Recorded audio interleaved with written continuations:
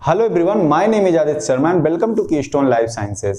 Previous lectures में हम लोग प्लाज्मा मेम्ब्रेन की डायनेमिक प्रॉपर्टीज के बारे में स्टडी कर रहे थे और वहां पे हम लोगों ने देखा कि जो प्लाज्मा मेम्ब्रेन में पाए जाने वाले लिपिड मॉलिक्यूल्स होते हैं वो डिफरेंट टाइप्स की मोबिलिटी शो करते हैं। हमने रोटेशनल मूवमेंट की बात की, फ्लिप फ्लॉप मूवमेंट की बात की, लैटरल मूवमेंट की बात की, इन सारे टाइप्स की मोबिलिटीज की स्टडी की। ठीक है, डायनेमिक प्रॉपर्टीज में मैंने आपको बताया था कि जो डायनेमिक प्रॉपर्टी होती है वो मेम्ब्रेन की फ्लेक्सिबिलिटी, मोबिलिटी और फ्लूइडिटी की वजह से होती है। ठीक है, तो फ्लेक्सिबिलिटी की स्टडी हम लोग कर चुके हैं, मोबिलिटी की स्टडी हम लोग कर चुके हैं। आज हम लोग बात करेंगे मेम्ब्रेन फ्लूइडिटी की।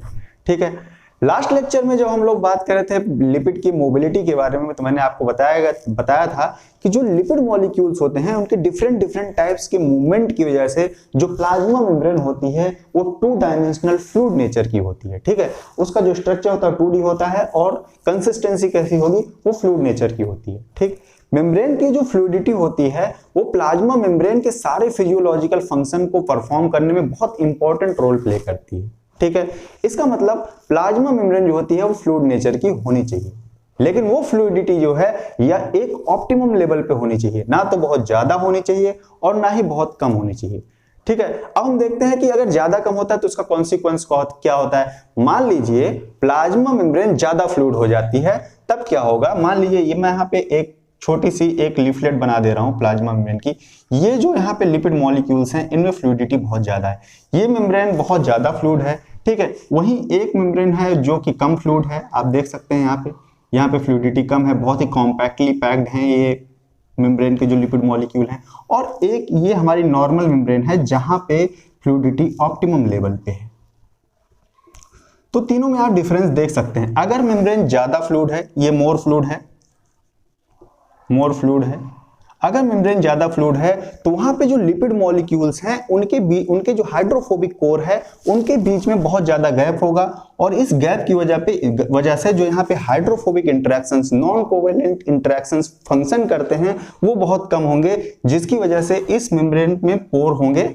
ठीक है, कॉम्पैक्शन कम होगा, बहुत ज्यादा कम हो जाएगा और उस कॉम्पैक्शन की वजह से ये मेम्ब्रेन पोरस नेचर की हो जाएगी और जो इंटरनल कंपोनेंट है सेल्स का वो एक्सटर्नल कंपोनेंट के साथ मिक्स होने लगेगा। अगर वहीं पे हम बात करें कोई मेम्ब्रेन लेस फ्लूइड है, मतलब वो जेल लाइक कंसिस्टेंसी में है, तो वहां पे क्या होगा, जो मेम्ब्रेन मैंने आपको बताया था जो फ्लूइडिटी होती है उसकी वजह से मेम्ब्रेन फ्लेक्सिबल नेचर की होती है। तो इस कंडीशन में क्या होगा, जो हाइड्रोफोबिक कोर्स हैं वो बहुत ज्यादा पास में होंगी, बहुत ज्यादा कॉम्पैक्टली ऑर्गेनाइज होंगी और ये क्रिस्टलाइन जेल फॉर्म में आपको ये मेम्ब्रेन मिलेगी। और ऐसी कंडीशन में क्या होगा कि थोड़ा सा भी स्ट्रेस लगने से मेम्ब्रेन टूट सकती है। इसके अलावा इसकी फ्लेक्सिबिलिटी, अब फ्लेक्सिबिलिटी क्या करती है, मैंने आपको बताया था वेसाइकिल की पिंचिंग में, वेसाइकिल के फ्यूजन में, ठीक है, रिसेप्टर्स को उनकी डेस्टिनी तक पहुंचाने में, सारी चीजों में फंक्शन करती है फ्लूइडिटी। तो अभी अगर लेस फ्लूइड हो गई तो ये सारी फिजियोलॉजिकल प्रॉपर्टीज क्या हो गई, डिस्टर्ब हो गई। ठीक है, अब वहीं पे अगर हम ऑप्टिमम लेवल की बात करें तो इस ऑप्टिमम लेवल की जो मेम्ब्रेन है यहाँ पे सारी फिजियोलॉजिकल फंक्शंस आसानी से परफॉर्म कर पाएगी, क्योंकि यहाँ पे फ्लूइडिटी भी अच्छी है और आसानी के साथ वेसाइकिल की बडिंग हो सकती है, आसानी के साथ प्रोटीन्स वहाँ पे डिफ्यूज कर सकती हैं, एक लोकेशन से दूसरे लोकेशन पे जा सकती हैं। मैं आपको बताऊंगा कि फ्लूइडिटी जो होती है मेम्ब्रेन को एक लोकेशन से दूसरे लोकेशन तक जाने में हेल्प करती है, जिसकी वजह से जो मल्टी सब यूनिट्स प्रोटीन होती हैं, होता क्या है, जो मल्टी सब यूनिट्स प्रोटीन होती हैं उसमें एक सब यूनिट मेम्ब्रेन में कहीं और होती है, दूसरी सब यूनिट मेम्ब्रेन में कहीं और होती है, लेकिन जब उन दोनों सब यूनिट्स का डाइमराइजेशन होता है तब वो प्रोटीन एक्टिवेट होती है। तो अगर मेम्ब्रेन फ्लूइड नेचर की रहेगी तो दोनों ही सब यूनिट्स आपस में मिल पाएंगी, क्योंकि फ्लूइड नेचर की है तो डिफ्यूज करके वो अपने पास में आ जाएंगी और जैसे ही दोनों पास में आएंगी तो जो रिसेप्टर होगा या जो पर्टिकुलर प्रोटीन है वो अपने एक्टिव कन्फॉर्मेशन में आ जाएगी। ठीक है, तो एक ऑप्टिमम लेवल की फ्लूइडिटी को मेंटेन रखना बहुत जरूरी है। ठीक है, तो अगर फ्लूइडिटी ज्यादा हो तब भी गड़बड़, फ्लूइडिटी कम हो तब भी गड़बड़। ठीक है, तो ऑप्टिमम लेवल पर मेम्ब्रेन की फ्लूइडिटी कैसे मेंटेन रहती है, हम लोग इसी के बारे में आज बात करेंगे। तो सबसे पहले हम उन फैक्टर्स के बारे में बात करते हैं जो फैक्टर्स मेम्ब्रेन की फ्लूइडिटी को इन्फ्लुएंस करते हैं या अफेक्ट करते हैं या गवर्न करते हैं। ठीक है, तो सबसे पहले उन फैक्टर्स के बारे में थोड़ी सी बात कर लेते हैं। मेम्ब्रेन की जो फ्लूइडिटी होती है उनको कुछ फैक्टर्स ऐसे हैं जो गवर्न करते हैं। ठीक है, तो यहाँ पे मैंने लिखा हुआ है उन फैक्टर्स के बारे में। Fluidity of plasma membrane, it depends on temperature. ठीक है। सबसे पहले टेम्परेचर की बात हम लोग करेंगे। Composition of fatty acids, fatty acids कहाँ पे? In plasma membrane. Plasma membrane में फैटी एसिड का कंपोजिशन क्या है? मैंने आपको बताया था कि ग्लिसरॉल होता है या स्पिंगोसिन होता है, वहां से फैटी एसिड्स लगे होते हैं, ठीक है। तो ये फैटी एसिड का कंपोजिशन कैसा है, वहां पे किस तरह का फैटी एसिड लगा हुआ है? सैचुरेटेड फैटी एसिड लगा हुआ है, अनसैचुरेटेड फैटी एसिड लगा हुआ है। जो फैटी एसिड में एसाइल चेन है, जो हाइड्रोकार्बन की चेन है, छोटी है, बड़ी है, या कोलेस्ट्रॉल की कंपोजिशन वहां पे क्या है, इन सारी चीजों पे डिपेंड करता है। दूसरी चीज लिपिड मोबिलिटी, लिपिड का मूवमेंट किस तरह का है, ज्यादा मूवमेंट हो रहा है, कम मूवमेंट हो रहा है, इस पे भी मेम्ब्रेन की फ्लूइडिटी डिपेंड करती है, ठीक है। इसके अलावा आयनिक स्ट्रेंथ, आयनिक स्ट्रेंथ से मेरा मतलब यह है कि जिस एनवायरनमेंट में, पर्टिकुलर एनवायरनमेंट में वो सेल रह रही है, उस एनवायरनमेंट की आयनिक स्ट्रेंथ क्या है, इस पे भी मेम्ब्रेन की फ्लूइडिटी डिपेंड करती है।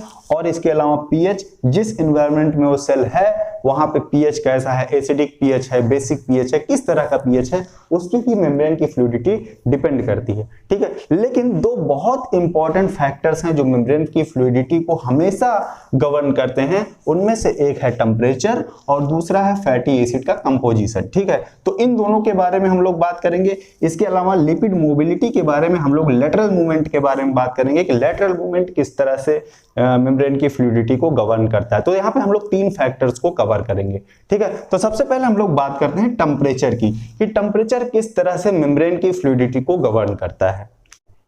तो देखते हैं टेम्परेचर किस तरह से मेम्ब्रेन की फ्लूइडिटी को इन्फ्लुएंस करता है। तो सबसे पहली चीज अगर हम बात करें टेम्परेचर की, तो तीन तरह की कंडीशंस वहां पे पाई जाएगी। या तो बहुत लो टेम्परेचर होगा, कोल्ड कंडीशन होगी, ठीक है, या तो इंटरमीडिएट टेम्परेचर होगा, और या फिर बहुत ज्यादा टेम्परेचर होगा, ठीक है। तो टेम्परेचर हम इतना कह सकते हैं, बहुत ज्यादा हो जाए या मीडियम रहे या फिर बहुत कम हो जाए, ठीक है। अगर बहुत कम टेम्परेचर है, जैसे टेम्परेचर ड्रॉप होता है, लो टेम्परेचर होता है, ऐसी कंडीशन में क्या होता है, जो मेम्ब्रेन होती हैं वो शिफ्ट हो जाती हैं सेमी सॉलिड फेज में, मतलब एक जेल लाइक कंसिस्टेंसी में आ जाती हैं, ठीक है। ऐसा होता क्यों है? बहुत कम टेम्परेचर पे होता क्या है, जो हमारी लिपिड मॉलिक्यूल मेम्ब्रेन में प्रेजेंट है, वहां पे जो हाइड्रोकार्बन की टेल लगी हुई है, मैंने कहा था कि जो फैटी एसिड्स होती हैं वहां पे हाइड्रोकार्बन की टेल लगी होती है। वहां पे क्या होता है, जो इंडिविजुअल लिपिड मॉलिक्यूल्स होते हैं उसमें जितने भी तरह के रोटेशन होते हैं, जितने भी तरह के मूवमेंट होते हैं, सब के सब रिस्ट्रिक्टेड होते हैं। All types of movements are restricted, all types of movements restricted. इस रिस्ट्रिक्टेड मूवमेंट की वजह से क्या होता है, जो मेम्ब्रेन होती है वो सेमी सॉलिड या जेल फेज में पहुंच जाती है, इसको कहा जाता है ऑर्डर्ड फेज में पहुंच जाती है, ठीक है। लेकिन जैसे टेम्परेचर ड्रॉप हो, जैसे टेम्परेचर बढ़ना शुरू होता है और एक इंटरमीडिएट लेवल तक पहुंचता है, तो होता क्या है, जो मेम्ब्रेन होती है वो सेमी लिक्विड होने लगती है, यहां से अब शिफ्टिंग होने लगती है, जेल फेज से शिफ्ट होके लिक्विड ऑर्डर्ड फेज में आ जाती है। मतलब वो लिक्विड है लेकिन बहुत ही ऑर्डरली अरेंज्ड हैं। क्यों? क्योंकि वहां पे मूवमेंट तो हो रहा है लेकिन बहुत ज्यादा मूवमेंट नहीं हो रहा है, सारे मूवमेंट रिस्ट्रिक्टेड हैं, सिर्फ लेटरल मूवमेंट थोड़ा बहुत हो रहा है।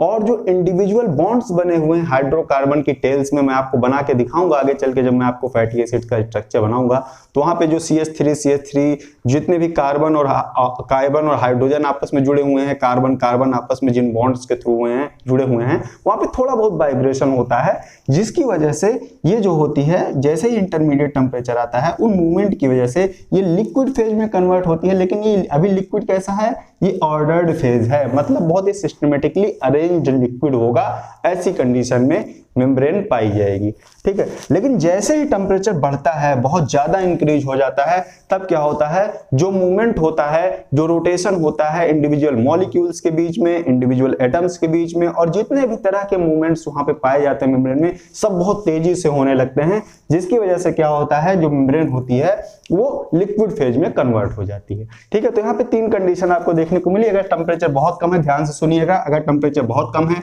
तो मेम्ब्रेन क्या होगी, सॉलिड फेज में रहेगी। अगर इंटरमीडिएट टेम्परेचर है तो लिक्विड ऑर्डर स्टेज, लिक्विड तो है लेकिन वो ऑर्डर्ड लिक्विड है, ठीक है। और अगर टेम्परेचर बहुत ज्यादा हो जाता है तो लिक्विड डिसऑर्डर्ड फेज में वो कन्वर्ट हो जाती है, ठीक है। हम लोग यहाँ पे एग्जांपल के साथ केस स्टडी करते हुए भी चलेंगे, ठीक है। मैंने आपको ये चीज बता दिया टेम्परेचर के बारे में। अब हम लोग केस स्टडी देखते हैं कि अगर हमारे पास दो मेम्ब्रेन हैं, एक को हम लोग कोल्ड टेम्परेचर पे प्लेस कर देते हैं, एक को हम लोग हाई टेम्परेचर पे प्लेस कर देते हैं, तो वहां पे क्या होता है जिसकी वजह से ये दोनों कंडीशंस हमको देखने को मिलती हैं, ठीक है। तो मैं 2 मेम्ब्रेन बना लेता हूं, उसके बाद आपको समझाने की कोशिश करता हूं।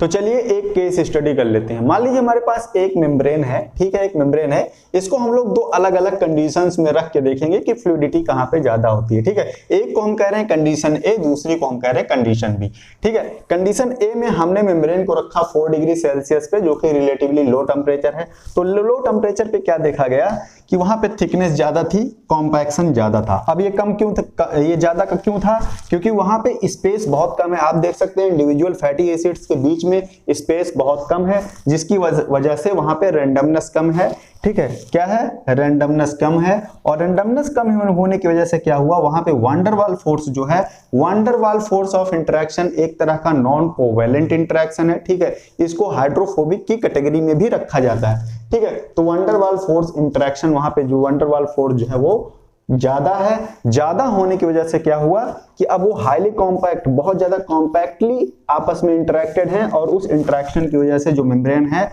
वो 4 डिग्री सेल्सियस पे कैसी होगी, लो फ्लूइडिटी में होगी। यहाँ पे फ्लूइडिटी कम होगी। तो हमने क्या कहा था कि लो टेम्परेचर पे मेम्ब्रेन लेस फ्लूइड होती है। क्यों होती है? तो सारे कारण आपके सामने लिखे हुए हैं, ठीक है। तो अगर किसी मेम्ब्रेन को लो टेम्परेचर पे शिफ्ट किया जाता है तो उसकी फ्लूइडिटी लो होती है। रीजन आपके सामने लिखे हुए हैं, ठीक है। अब सपोज इसी मेम्ब्रेन को हमने कंडीशन बी में रखा, जिसका टेम्परेचर 20 डिग्री सेल्सियस है। टेम्परेचर बढ़ा दिया हमने, ठीक है। अब टेम्परेचर बढ़ाने की वजह से क्या हुआ, कॉम्पैक्शन कम हो गया। कॉम्पैक्शन कम क्यों हो गया? क्योंकि वहां पे मूवमेंट ज्यादा होने लगा, रोटेशन ज्यादा होने लगा, ठीक है। अब स्पेस भी बढ़ गया, क्योंकि भाई जब रोटेशन होने लगा और मूवमेंट ज्यादा होने लगा तो जब फ्री हो गए वहां के मॉलिक्यूल्स, तो वहां पे रैंडमनेस भी बढ़ गई और स्पेस भी बढ़ गया। अब स्पेस बढ़ने की वजह से क्या हुआ कि जैसे ही ये स्पेस ज्यादा हुआ तो इन इंडिविजुअल जो फैटी एसाइल चेन्स हैं, इनके बीच में जो वांडरवाल इंटरेक्शन था वो भी कम हो गया, ठीक है। अब वांडरवाल इंटरेक्शन कम होने की वजह से क्या हुआ, वहां पे फ्लूइडिटी बढ़ गई, क्योंकि रैंडमनेस बढ़ गई तो फ्लूइडिटी बढ़ गई, ठीक है। तो हमें क्या मिला यहां से कि हमारी जो मेम्ब्रेन बी है वो मेम्ब्रेन ए से ज्यादा फ्लूइड है, ठीक है। एक बात। दूसरी बात, इस जेल लाइक अपीयरेंस से इस फ्लूइड लाइक अपीयरेंस में कन्वर्जन जो होता है उसको हम लोग कहते हैं फेज ट्रांजिशन। फेज ट्रांजिशन, ठीक है। इस अपीयरेंस से, इस जेल लाइक अपीयरेंस से फ्लूइड लाइक अपीयरेंस में जो कन्वर्जन होता है, इस कन्वर्जन को हम लोग कहते हैं फेज ट्रांजिशन, ठीक है। और वो पर्टिकुलर टेम्परेचर जिस टेम्परेचर पे एक मेम्ब्रेन जेल लाइक अपीयरेंस से लिक्विड फॉर्म में या फ्लूइड लाइक अपीयरेंस में कन्वर्ट होने लगती है, उस टेम्परेचर को हम लोग कहते हैं transition temperature. Transition temperature,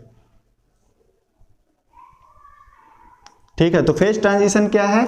jail से फ्लूइड में कन्वर्ट होना फेज ट्रांजिशन है। और वो पर्टिकुलर टेम्परेचर, जिस टेम्परेचर पे मेम्ब्रेन जेल लाइक अपीयरेंस से फ्लूइड लाइक अपीयरेंस में कन्वर्ट हो जाए, उसको हम लोग कहते हैं ट्रांजिशन टेम्परेचर, ठीक है। ये दोनों टर्म आपको याद रखने, ठीक।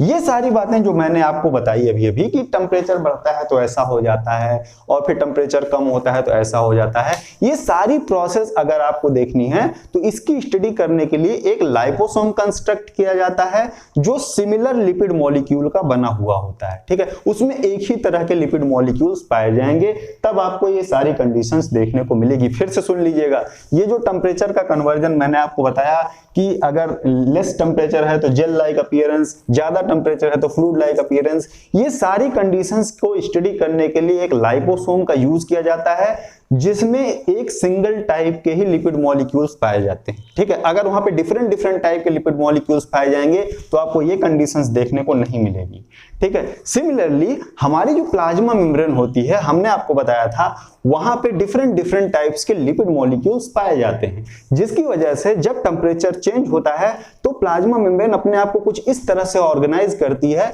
कि वो अपनी ऑप्टिमम फ्लूइडिटी को बरकरार रखती है, ठीक है। इसीलिए नेचर ने वहां पे डिफरेंट टाइप की फैटी एसिड, डिफरेंट टाइप का कंपोजिशन चूज किया। अगर सिमिलर कंपोजिशन होता तो क्या होता, थोड़ा सा टेम्परेचर बढ़ा मेम्ब्रेन टूट गई, थोड़ा सा टेम्परेचर कम हुआ मेम्ब्रेन लीकी हो गई, ठीक है। तो इसीलिए नेचर ने क्या किया कि वहां पे डिफरेंट डिफरेंट टाइप के लिपिड मॉलिक्यूल्स को इवॉल्व किया, जिसकी वजह से जो मेम्ब्रेन होती है वो डिफरेंट डिफरेंट टाइप का स्ट्रक्चर गेन कर सकती है और अपनी फ्लूइडिटी को मेंटेन कर सकती है।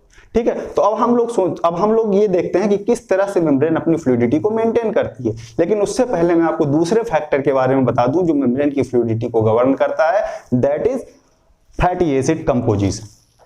फैटी एसिड के कंपोजिशंस के बारे में बात करने से पहले मैं आपको एक और फैक्टर के बारे में बता दूं। मैंने आपको कहा था लिपिड मोबिलिटी भी मेम्ब्रेन की फ्लूइडिटी को गवर्न करती है, और वो जो स्पेसिफिक टाइप की एक मोबिलिटी है जो मेम्ब्रेन फ्लूइडिटी को गवर्न करती है वो है हमारा lateral movement. Lateral movement of lipid molecule बहुत इंपॉर्टेंट रोल प्ले करता है मेम्ब्रेन की फ्लूइडिटी को गवर्न करने में। ठीक है, तो अगर लैटरल मूवमेंट ज्यादा है तो फ्लूइडिटी ज्यादा होगी। जाहिर सी बात है, मैंने कहा था डिफरेंट डिफरेंट टाइप के मोबिलिटी की वजह से ही मेम्ब्रेन की फ्लूइडिटी होती है, तो अगर मोबिलिटी ज्यादा है तो फ्लूइडिटी ज्यादा होगी। ठीक है, सिंपल सी बात है, आपको याद रखना है। और अगर लैटरल मूवमेंट कम है तो फ्लूइडिटी क्या होगी, कम होगी। ज्यादा मूवमेंट पे ज्यादा फ्लूइडिटी, कम मूवमेंट पे कम फ्लूइडिटी, ये आपको याद रखना है। ठीक है, अब हम लोग फैटी एसिड के कंपोजिशन के बारे में बात करते हैं। बहुत इंपॉर्टेंट है, केस स्टडी के साथ हम लोग सारी चीजें देखते हुए चलेंगे। जितनी भी कंडीशन होती हैं सबकी केस स्टडी मैं यहाँ पे बनाऊंगा। तो देखते हैं कि जो फैटी एसिड मॉलिक्यूल्स मेम्ब्रेन में पाए जाते हैं वो मेम्ब्रेन की फ्लूइडिटी को किस तरह से इन्फ्लुएंस करते हैं। ठीक है, तो यहाँ पे मैंने एक ब्रॉड टॉपिक दिया हुआ है, इस पूरी हेडिंग को एक ब्रॉड हेडिंग दिया हुआ है। यहाँ पे मैंने लिखा है कंपोजिशन ऑफ लिपिड मॉलिक्यूल, क्योंकि मैंने आपको बताया कि मेम्ब्रेन में जो होती हैं बहुत तरह तरह की लिपिड्स पाई जाती हैं, वहाँ पे कंपोजिशन डिफरेंट डिफरेंट होता है। इसीलिए मैंने यहाँ पे लिखा है कि कंपोजिशन ऑफ लिपिड मॉलिक्यूल। अब कंपोजिशन में दो कंडीशन हो सकती हैं। एक तो नेचर ऑफ फैटी एसिड, मतलब जो पर्टिकुलर लिपिड है वहां पे किस तरह का फैटी एसिड प्रेजेंट है, और दूसरा होता है कंसंट्रेशन ऑफ कोलेस्ट्रॉल। ये तो अलग तरह की लिपिड ही हो जाती है। ठीक है, कोलेस्ट्रॉल है, नहीं है, या ज्यादा है, कम है, इस पे भी मेम्ब्रेन की फ्लूइडिटी डिपेंड करती है। ठीक है, अब हम लोग पहुंचते हैं नेचर ऑफ फैटी एसिड पे। तो यहाँ पे कई सारी कंडीशंस हो सकती हैं। पहली चीज तो length of fatty acid chain. जो फैटी एसिड की चेन वहां पे लगी उसकी लेंथ क्या है, उसमें 14 कार्बन है, 15 कार्बन है, 18 कार्बन है, 20 कार्बन है, कितनी लंबी चौड़ी वो चेन है, छोटी चेन है, लंबी चेन है। ठीक है, उसकी बात। ठीक है, दूसरी सेचुरेटेड और अनसेचुरेटेड फैटी एसिड। मैं आपको बताऊंगा, जब मैं आपको बायोमोलिक्यूल्स के बारे में बताऊंगा तो वहां पे मैं आपको बताऊंगा कि जो फैटी एसिड्स होती हैं वो दो तरह की हो सकती हैं, एक तो सेचुरेटेड और दूसरी अनसेचुरेटेड। ठीक है, सेचुरेटेड फैटी एसिड का मतलब ये होता है कि जो फैटी एसिड में हाइड्रोकार्बन की चेन लगी हुई है वहां पे कार्बन और कार्बन के बीच में कहीं भी डबल बॉन्ड नहीं होगा। इस तरह की जो फैटी एसिड्स होती हैं उनको सेचुरेटेड फैटी एसिड कहते हैं। और ऐसी फैटी एसिड्स जिनमें कार्बन और कार्बन के बीच में डबल बॉन्ड पाया जाता है, ऐसी फैटी एसिड्स को अनसेचुरेटेड फैटी एसिड बोलते हैं। मैं बहुत डिटेल में इन सारी चीजों के बारे में बात करूंगा। ठीक है, तो सेचुरेटेड फैटी एसिड प्रेजेंट है या अनसेचुरेटेड फैटी एसिड प्रेजेंट है, इस पे डिपेंड करेगा। अब अगर अनसेचुरेटेड फैटी एसिड प्रेजेंट है तो मैं आपको बताऊंगा जो अनसेचुरेटेड फैटी एसिड्स होती हैं वो दो तरह की हो सकती हैं। एक तो वहां पे सिस अनसेचुरेटेड फैटी एसिड्स होती हैं और दूसरी ट्रांस अनसेचुरेटेड फैटी एसिड्स होती हैं। इनके बारे में मैं बहुत डिटेल में आपको बताऊंगा, लेकिन अभी मैं सिर्फ मेम्ब्रेन फ्लूइडिटी पे कंसंट्रेट करूंगा। तो वो जो अनसेचुरेटेड फैटी एसिड हैं वो सिस नेचर की हैं या फिर ट्रांस नेचर की हैं। दूसरी number of fatty acid chain, मतलब जो हमारी पर्टिकुलर लिपिड मॉलिक्यूल है उसमें कितने फैटी एसिड की चेन लगी हुई है, एक फैटी एसिड की चेन लगी हुई है या दो फैटी एसिड की चेन लगी हुई है। ठीक है, अब आप लोग अगर ध्यान से सोचिए तो आप लोग देखे होंगे कि जब मैं आपको स्फिंगोलिपिड पढ़ा रहा था तो मैंने आपको स्फिंगोलिपिड्स के बारे में बताया था कि वहां पे एक सिंगल फैटी एसिड की चेन पाई जाती है। इसका मतलब मेम्ब्रेन में ऐसी भी लिपिड मॉलिक्यूल प्रेजेंट हैं जहां पे सिर्फ एक ही फैटी एसिड की चेन प्रेजेंट है, तो उस पे भी मेम्ब्रेन की फ्लूइडिटी डिपेंड करती है अगर फैटी एसिड के कितने नंबर वहां पे प्रेजेंट हैं। ठीक है, अब हम वन बाय वन इनकी स्टडी करते हैं विद एग्जांपल। हम लोग मेम्ब्रेन भी बनाएंगे, वहां पे आपको बना के दिखाएंगे भी कि किस तरह से ये सारे फैक्टर्स मेम्ब्रेन की फ्लूइडिटी को इन्फ्लुएंस करते हैं। तो सबसे पहले हम इनकी बात करते हैं, उसके बाद हम लोग कोलेस्ट्रॉल की बात करेंगे। फैटी एसिड की कंपोजिशन की बात करते हैं तो पहला फैक्टर मैंने आपको बताया था कि the length of fatty acid chain. ठीक है, तो यहाँ पे मैंने दो मेम्ब्रेन के सेक्शनल कट बनाए हुए हैं आपको समझाने के लिए।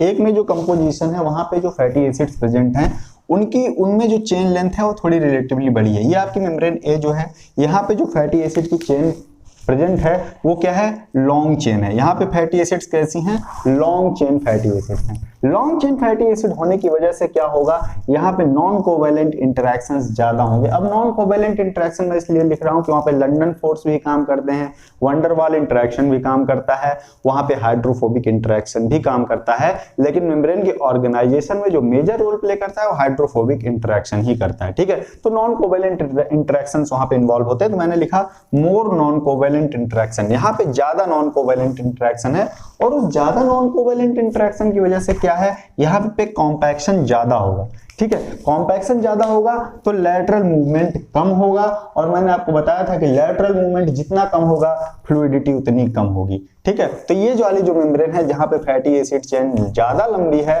वो लेस फ्लूइड होगी।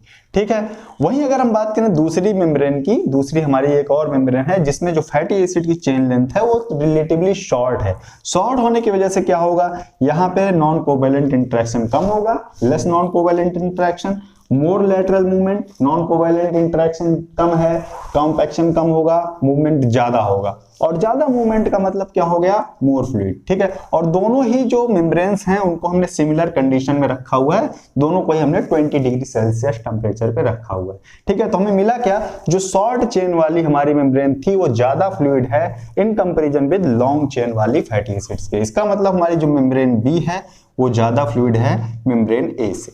ठीक है, तो फैटी एसिड चेन लेंथ इस तरह से मेम्ब्रेन की फ्लूइडिटी को इन्फ्लुएंस करती है। चेन लेंथ बड़ी, फ्लूइडिटी कम, चेन लेंथ छोटी, फ्लूइडिटी ज्यादा। ठीक है, तो अब हम लोग दूसरी केस की स्टडी करते हैं।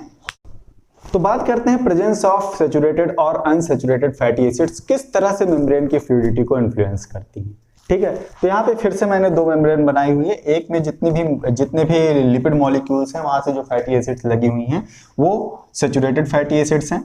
कार्बन के नंबर सब में सेम है, मतलब लेंथ सेम है, 16 कार्बन की ये भी है, 16 कार्बन की ये भी है। ठीक है, दोनों को हमने सिमिलर कंडीशन में रखा हुआ है, दोनों ही 20 डिग्री सेल्सियस पे हैं। यहाँ पे सैचुरेटेड फैटी एसिड्स प्रेजेंट हैं, लेकिन यहाँ पे mono unsaturated fatty acids present हैं। ठीक है, अब हम देखते हैं होता क्या है। ठीक है, अगर सैचुरेटेड फैटी एसिड प्रेजेंट होती हैं तो वहां पे कॉन्टैक्ट ज्यादा होता है, क्योंकि मैंने आपको बताया था कि जो फ्लूइडिटी आती है मेम्ब्रेन में वो आती है अगर कार्बन नंबर 2 पे जो हमारी ग्लाइसरोफॉस्फोलिपिड्स होती है उनके कार्बन नंबर 2 से जो फैटी एसिड्स लगी होती हैं उसमें क्या होता है, एक अनसैचुरेटेड फैटी एसिड प्रेजेंट होती है। वो जो अनसैचुरेटेड फैटी एसिड होती है वो मेम्ब्रेन की पैकेजिंग में एक किंग प्रोड्यूस करती है। उस किंग की वजह से जो इसकी नेबरिंग लिपिड मॉलिक्यूल है वहां से कॉम्पैक्शन जो होता है ना वो अच्छे से नहीं हो पाता। ठीक है, अब इस किंग की वजह से क्या होगा, जो कॉम्पैक्शन है वो अच्छे से नहीं हो पाएगा। ठीक है, दोनों में डिस्टेंस बढ़ जाती है जिसकी वजह से कॉम्पैक्शन ठीक से नहीं होता, वहां पे जो फोर्स लगता है वो थोड़ा कम लगता है, जिसकी वजह से हाईली कॉम्पैक्ट स्ट्रक्चर ना बना के फ्लूइड स्ट्रक्चर बनाती है। लेकिन अगर सारी की सारी जो फैटी एसिड्स वहां पे प्रेजेंट हैं वो सारी की सारी सैचुरेटेड हो तो वो किंग क्या होगा, वो अब यहाँ पे अवेलेबल नहीं है। उसके अवेलेबल ना होने की वजह से ये जो मॉलिक्यूल्स आसानी से पैक नहीं हो रहे थे अब वो आसानी से पैक हो जाएंगे। तो क्या होगा, more non covalent interaction, non covalent interaction ज्यादा हो जाएगा, और जिसकी वजह से जो लेटरल मूवमेंट है वो हमारा कम हो जाएगा और फ्लूइडिटी बढ़ जाएगी। ठीक, अब बात करते हैं दूसरी कंडीशन की, जो जिसके पास मोनो अनसैचुरेटेड फैटी एसिड है। अभी मोनो मतलब सिंगल अनसैचुरेशन है, कहीं पे कोई एक कार्बन है या जिसके बीच में डबल बॉन्ड प्रेजेंट है। अगर पॉली अनसैचुरेटेड हो फ्लूइडिटी और ज्यादा बढ़ जाएगी। ठीक है, तो मोनो अनसैचुरेटेड कंडीशन में क्या है, decrease contact between the lipid. Decrease क्यों, क्योंकि अब यहाँ पे किंग आ गया, किंग की वजह से क्या है, पैकेजिंग अच्छे से नहीं हो पा रही है, नॉन कोवेलेंट इंटरेक्शन कम हो गया। नॉन कोवेलेंट इंटरेक्शन कम होने की वजह से क्या हुआ, जो मूवमेंट था, जो लेटरल मूवमेंट था वो भी ज्यादा हो गया। अब लेटरल मूवमेंट ज्यादा होने की वजह से जो फ्लूइडिटी थी वो बढ़ गई। इसका मतलब जो हमारी मेम्ब्रेन बी है वो मेम्ब्रेन ए से ज्यादा फ्लूइड होगी। क्यों, क्योंकि यहाँ पे अनसैचुरेटेड फैटी एसिड्स प्रेजेंट हैं। तो दो बातें आपको यहाँ से मिल गई। हमारे पहले केस से आपको क्या मिला, लॉन्ग चेन फैटी एसिड्स हैं और सैचुरेटेड फैटी एसिड्स हैं तो मेम्ब्रेन लेस फ्लूइड होगी। शॉर्ट चेन फैटी एसिड्स हैं और अनसैचुरेटेड फैटी एसिड्स प्रेजेंट हैं तो मेम्ब्रेन जो होगी वो मोर फ्लूइड होगी। ठीक है, तो दो कंडीशंस आपको यहां से पता चल गई। ठीक है, अब बात करते हैं तीसरे केस के बारे में। तो मैंने अभी भी बताया कि अगर अनसैचुरेटेड फैटी एसिड्स प्रेजेंट है मेम्ब्रेन में ज्यादा अमाउंट में, तो मेम्ब्रेन क्या होगी, मोर फ्लूइड होगी। तो अनसैचुरेटेड फैटी एसिड के केस में भी दो केसेस होते हैं, एक तो सिस अनसैचुरेटेड फैटी एसिड होगी या फिर ट्रांस अनसैचुरेटेड फैटी एसिड होगी। अगर सिस अनसैचुरेटेड फैटी एसिड प्रेजेंट होगी तो वहां पे जो सिमेट्री होगी मेम्ब्रेन की वो अच्छी नहीं होगी, मतलब लेस सिमेट्रिक होगी। लेस सिमेट्रिक होने की वजह से वहां पे जो नॉन कोवैलेंट इंटरेक्शन है वो कम होंगे और मेम्ब्रेन ज्यादा फ्लूइड होगी। मतलब अगर सिस अनसैचुरेटेड फैटी एसिड्स मेम्ब्रेन में प्रेजेंट है तो फ्लूइडिटी ज्यादा होगी। ठीक है, कंपैरिजन में अगर ट्रांस फैटी एसिड्स वहां पे प्रेजेंट है तो वो ज्यादा सिमेट्रिक होगी, मोर सिमेट्री होगी वहां पे, और जो फोर्स होगा वो भी ज्यादा होगा, वंडरवाल फोर्स या आपका नॉन कोवैलेंट इंटरेक्शन वो भी ज्यादा होंगे। और ऐसी कंडीशन में जो मेम्ब्रेन होगी वो फ्लूइडिटी वहां पे कम होगी, वो लेस फ्लूइड होगी। ठीक है, तो सिस के कंडीशन में फ्लूइडिटी ज्यादा और ट्रांस के कंडीशन में फ्लूइडिटी कम होगी। ठीक है, ये कंपैरिजन सिर्फ अनसैचुरेटेड फैटी एसिड के लिए था कि अगर अनसैचुरेटेड फैटी एसिड सिस है ट्रांस है तब के लिए था ये। लेकिन अगर ऐसे ही आपको कंपेयर करने के लिए कहा जाए तो सीधी सी बात होगी कि अगर अनसैचुरेटेड फैटी एसिड का कंटेंट वहां पे ज्यादा है तो फ्लूइडिटी ज्यादा होगी, अगर कम है तो फ्लूइडिटी कम होगी।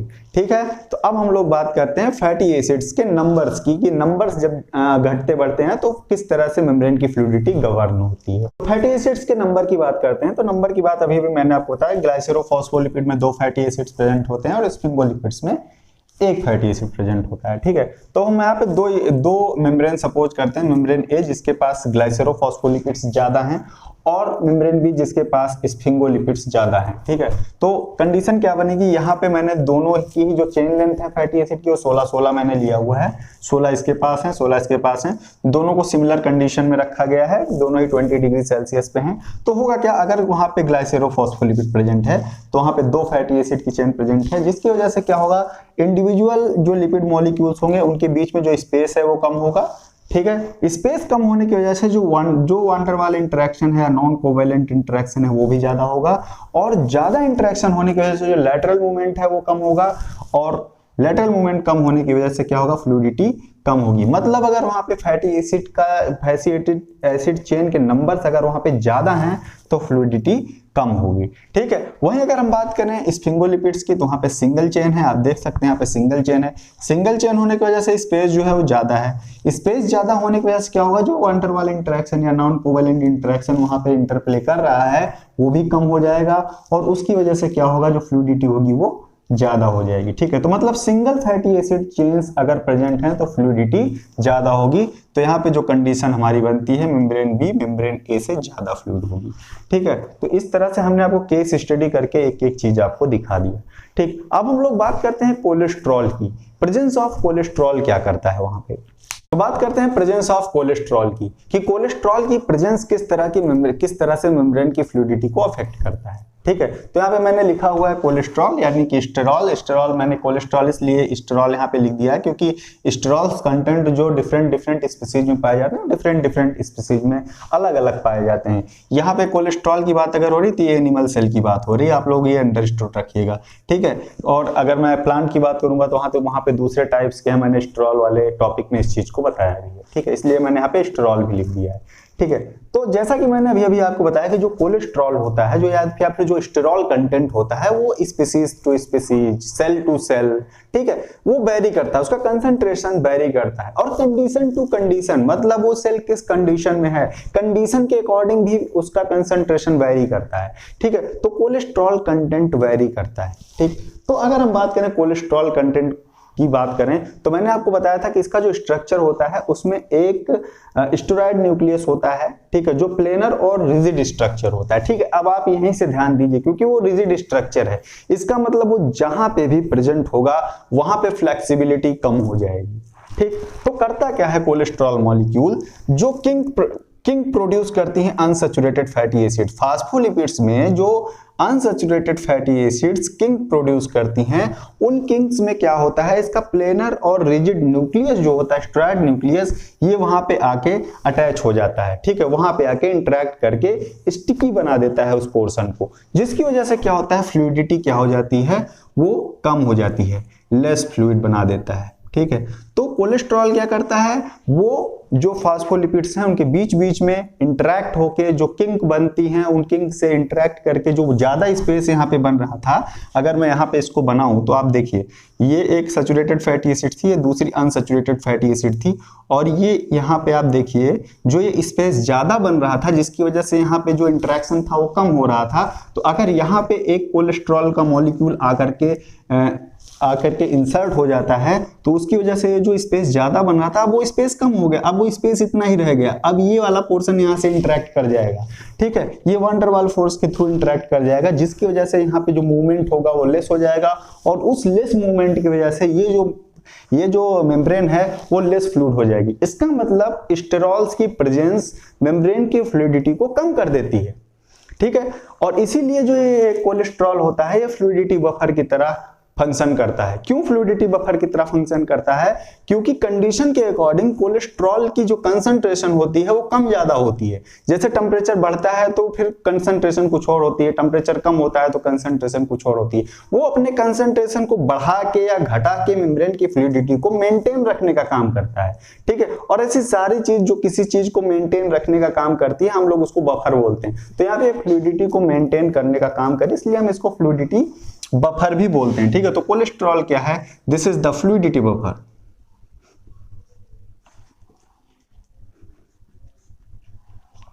फ्लूइडिटी बफर, ठीक।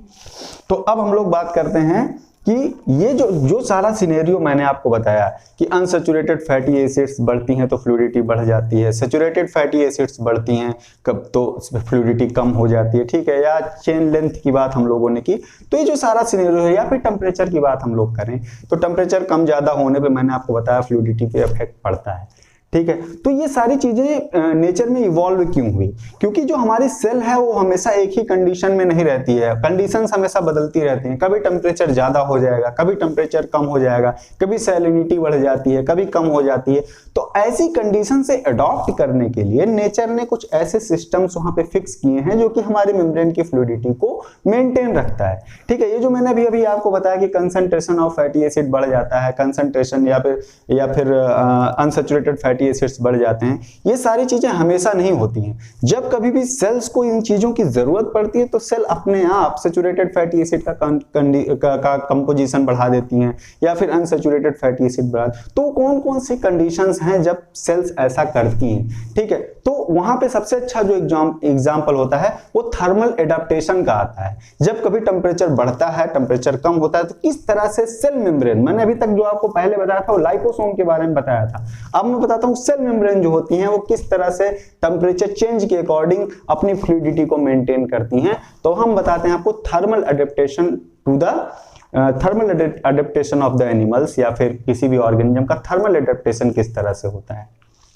बात करते हैं थर्मल एडेप्टेशन की, ठीक है। तो थर्मल एडेप्टेशन पे चलने से पहले मैं आपको थोड़ा सा फैटी एसिड्स का नेचर एक बार रिमाइंड करा देता हूं। तो अगर कोई long chain fatty acid present है किसी लिपिड में, long chain fatty acids, long chain fatty acid, और इस लॉन्ग चेन के साथ साथ वो जो फैटी एसिड है वो सैचुरेटेड है, सैचुरेटेड है, ठीक है। मतलब long chain saturated fatty acid अगर लिपिड का कंपोजिशन है तो इस तरह की जो भी लिपिड होंगी उनका जो टीएम होगा वो बहुत हाई होगा, हाई टीएम। क्यों हाई टीएम होगा? क्योंकि ये बहुत हाईली कॉम्पैक्ट स्ट्रक्चर बनाएंगे, ठीक है, इसलिए इनका जो टीएम होगा वो हाई होगा। और ये ऑर्डर्ड, हमेशा ये कैसा स्ट्रक्चर बनाएंगी? ऑर्डर्ड स्ट्रक्चर बनाएंगी, ऑर्डर्ड स्ट्रक्चर बनाएंगे, ठीक है। लेकिन अगर वहीं हम बात करें कोई शॉर्ट चेन मैंने आपको अभी भी दिखाया भी था, शॉर्ट चेन फैटी एसिड हैं और या फिर अनसैचुरेटेड फैटी एसिड्स हैं, अनसैचुरेटेड फैटी एसिड्स हैं, तो इनका जो टीएम होगा वो लो टीएम होगा, ठीक। ये चीज आप हमेशा याद रखिएगा। लो टीएम क्यों? क्योंकि यहाँ पे इंटरेक्शन कम होगा इसलिए लो टीएम होगा, जाहिर सी बात है भाई। छोटी छोटी चेन्स लगी हैं या अनसैचुरेटेड चेन है तो वहाँ पे किंग प्रोड्यूस होगा, कॉम्पैक्शन कम होगा, कॉम्पैक्शन कम होगा तो मेल्ट करना आसान होगा। यहाँ पे कॉम्पैक्शन ज्यादा है तो मेल्ट करना कठिन होगा, जिसकी वजह से टीएम ज्यादा है, ठीक है। इतनी बात आपके समझ में हमें लग रहा है आ गई होगी। ठीक है, अब मैं एग्जांपल के साथ आपको बताने की कोशिश करता हूं कि किस तरह से थर्मल एडाप्टेशन वहां पे हो। तो थर्मल एडाप्टेशन की बात करते हैं, तो सबसे पहले हमने कोल्ड टेम्परेचर की बात की थी, तो हम लोग सबसे पहले कोल्ड टेम्परेचर की बात करेंगे। मान लीजिए कोई ऑर्गेनिज्म है जो रिलेटिवली लो टेम्परेचर की तरफ शिफ्ट हो रहा है। अगर टेम्परेचर लो है, ठीक है, टेम्परेचर लो हो गया, ठीक है, लो टेम्परेचर पे क्या होगा, जो मेम्ब्रेन होगी वो क्या होगी, जेल फेज की तरफ जाने लगेगी, मतलब फ्लूइडिटी डिस्टर्ब होने लगेगी। ठीक है, तो अब अगर फ्लूइडिटी डिस्टर्ब हो रही है तो मेम्ब्रेन अपनी फ्लूइडिटी को मेंटेन रखने के लिए क्या करेगी, अनसैचुरेटेड फैटी एसिड का कंसंट्रेशन बढ़ाना शुरू कर देगी। अगर लो टेम्परेचर की तरफ कोई मेम्ब्रेन शिफ्ट कर रही है तो वहां पे मेम्ब्रेन थर्मल एडाप्टेशन के टाइम पे क्या करेंगी, अनसैचुरेटेड फैटी एसिड्स बढ़ाने लगेंगी, अनसैचुरेटेड फैटी एसिड्स वहां पे बढ़ने लगेंगी, सैचुरेटेड फैटी एसिड्स कम होने लगेंगी। ठीक है, लेकिन अगर मेम्ब्रेन हाई टेम्परेचर की तरफ शिफ्ट होने लगेगी तब क्या होगा, वहां पे long chain saturated fatty acids बढ़ने लगेंगी, सैचुरेटेड फैटी एसिड्स का कंसंट्रेशन बढ़ने लगता है। क्यों बढ़ने लगेगा, क्योंकि भाई टेम्परेचर ज्यादा हो रहा है तो अब रैंडमनेस बढ़ने लगेगी। ठीक है, अगर रैंडमनेस बढ़ रही है तो फ्लूइडिटी क्या होगी, बहुत ज्यादा हो जाएगी। तो उस फ्लूइडिटी को मेंटेन रखने के लिए सेल्स क्या करेंगी, वहां पे सैचुरेटेड फैटी एसिड को सिंथेसाइज करना स्टार्ट कर देंगी। ठीक है, एक तो ये थर्मल एडाप्टेशन में हुआ। अगर लो की तरफ जा रही तो अनसैचुरेटेड आने लगेंगी, क्योंकि क्रिस्टलाइन होने से बचाना है, अभी क्रिस्टलाइन होने से बचाना है। तो मैंने कहा था कि अनसैचुरेटेड या सॉल्ट चेन फैटी एसिड्स अगर होंगी तो फ्लूइडिटी ज्यादा होगी, तो मेम्ब्रेन ऐसी चीजों को वहां पे इंट्रोड्यूस करेगी जो फ्लूइडिटी को ज्यादा बढ़ा दें। ठीक है, लेकिन अगर हाई टेम्परेचर की तरफ जाए तो फ्लूइडिटी ऑलरेडी बढ़ना शुरू हो जाएगी। अब ऐसी चीजों को इंट्रोड्यूस करना पड़ेगा जो फ्लूइडिटी को कम कर दें। ठीक है, तो ये सारी कंडीशंस होती हैं। ठीक, और एक चीज यहां पे आता है, अगर लो टेम्परेचर की तरफ मेम्ब्रेन शिफ्ट होना शुरू हो जाती हैं तो मेम्ब्रेन के पास कुछ ट्रांस मेम्ब्रेन प्रोटीन्स होती हैं, जैसे कि एंजाइम डीसैचुरेज एंजाइम, इसका नाम आप लोग याद रखिएगा। डीसैचुरेज एंजाइम की एक्टिविटी कोल्ड टेम्परेचर में बढ़ जाती है, कोल्ड टेम्परेचर में इसकी एक्टिविटी बढ़ जाती है। और डीसैचुरेज एंजाइम क्या करेगा, ये सैचुरेशन को कम करेगा। सैचुरेज का मतलब सैचुरेशन और डी का मतलब कम करना, डीसैचुरेशन, ये डीसैचुरेशन करेगा, यहाँ पे डबल बॉन्ड इंसर्ट करना स्टार्ट कर देगा, अनसैचुरेटेड फैटी एसिड्स बनाना स्टार्ट कर देगा। लो टेम्परेचर में डीसैचुरेज की एक्टिविटी बढ़ जाती है, जिसकी वजह से अनसैचुरेटेड फैटी एसिड्स प्रोड्यूस होने लगते हैं। ठीक है, और हाई टेम्परेचर पे क्या होता है, इसकी एक्टिविटी कम हो जाती है और वहां पे long chain saturated fatty acids बढ़ने लगते हैं।